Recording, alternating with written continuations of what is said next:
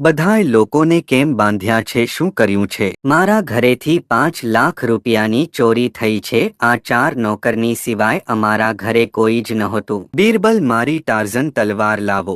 લો રાજાજી. ઘડીક રહ્યો રાજાજી. ચોરને પકડવા માટે આ તલવારની નહીં, જાદુઈ ખીલાની જરૂર છે. તો મંત્રી, તમને ઠીક લાગે તે કરો.